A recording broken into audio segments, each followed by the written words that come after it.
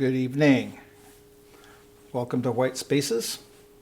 And tonight I'm going to talk about batteries for the A7R and A7 line of cameras from Sony, and some just a little blurb about making sure you back up your hard drives. So here tonight, got some things set up. I have, just to let you know what I'm using, so everybody knows, I have my Sony A7R.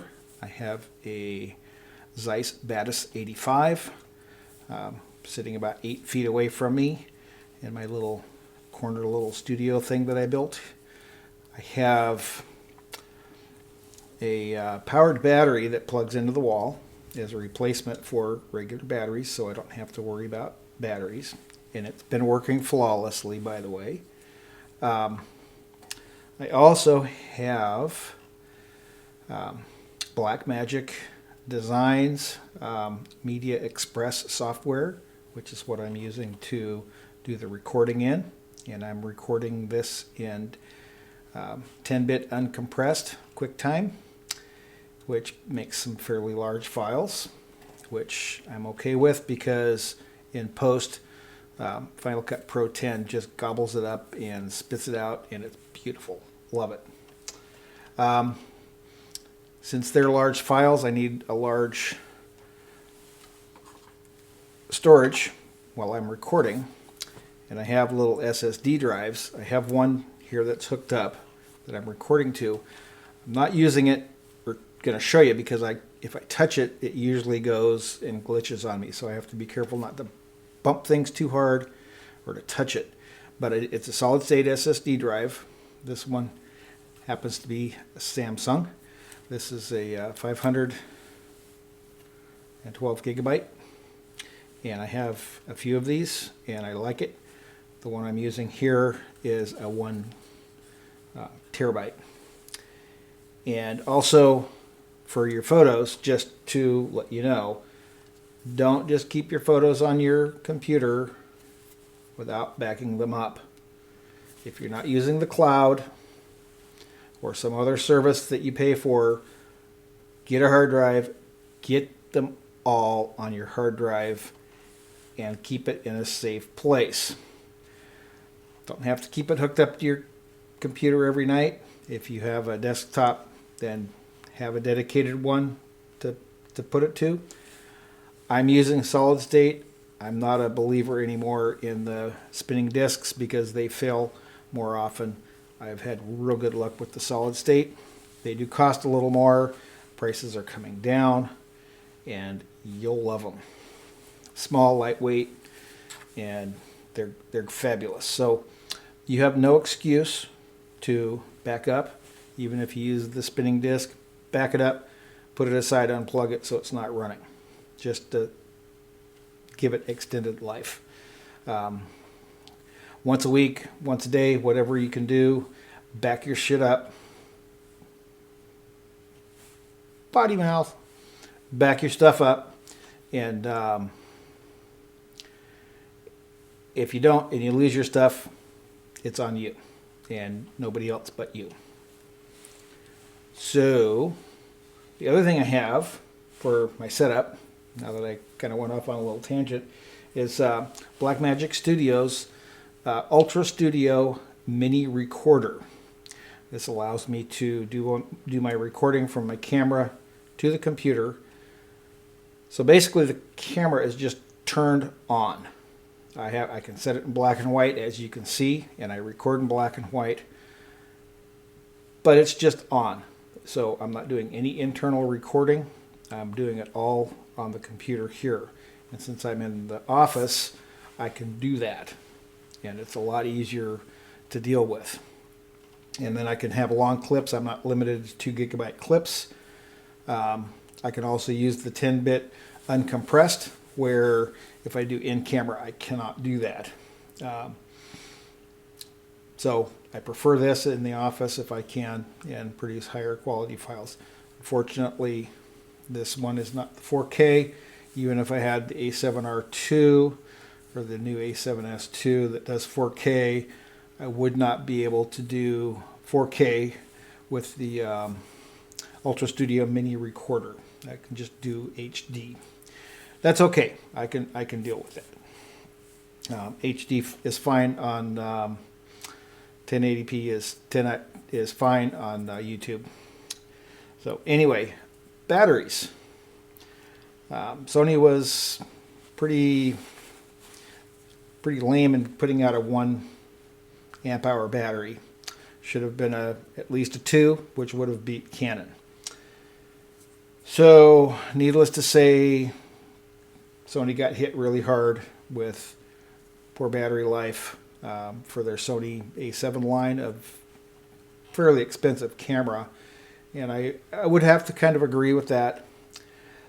But there were a lot of manufacturers who have been making batteries for Sony's cameras for a long time.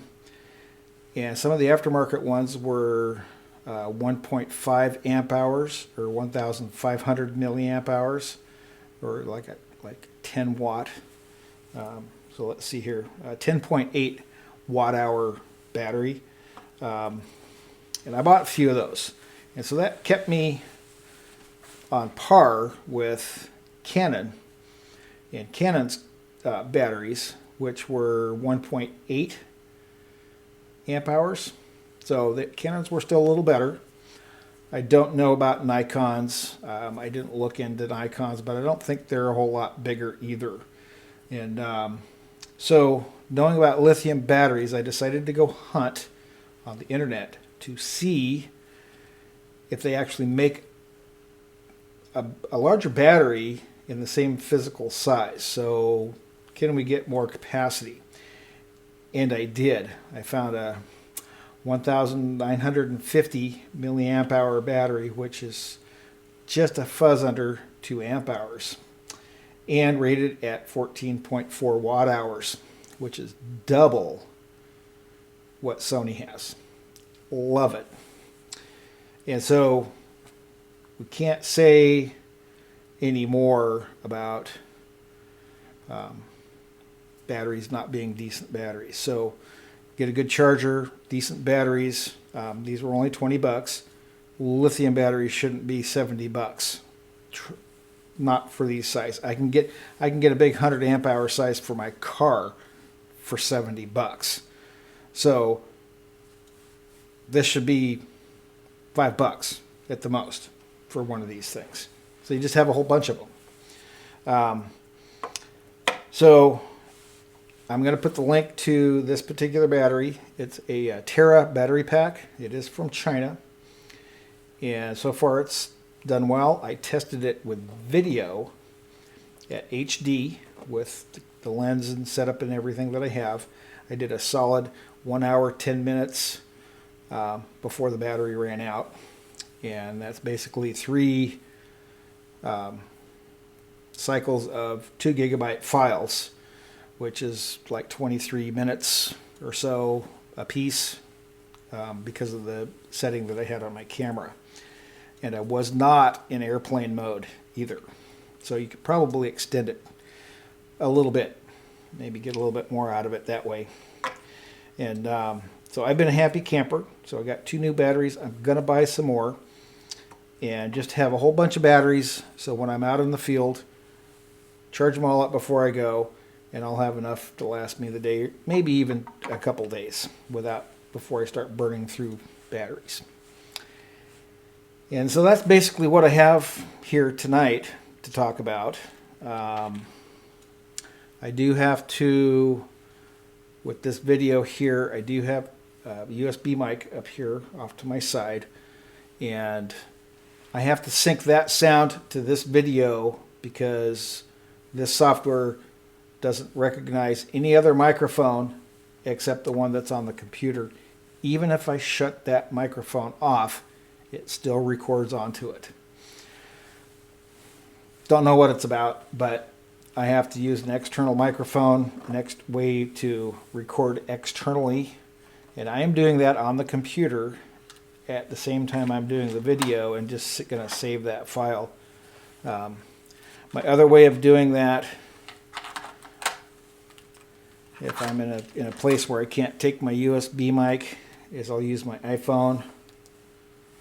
So I use my iPhone and my little iPod mic, and I took the earbuds off and just kept the microphone, plugged it all in, and there you go. You have yourself a personal lavalier.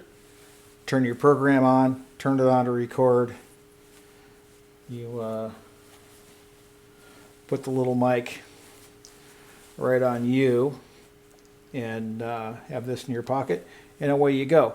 And then you sync it up to your video later. So I do record off my camera if I can. That way it helps in syncing.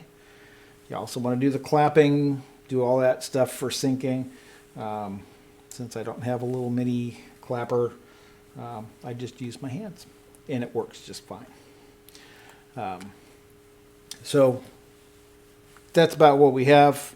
I'd like to go into more detail on some other things, but right now, in 11 minutes, I am at 270 gigabytes worth of file before processing. So I'm going to call it quits because I'm going to run out of space. Talk to y'all later. Bye.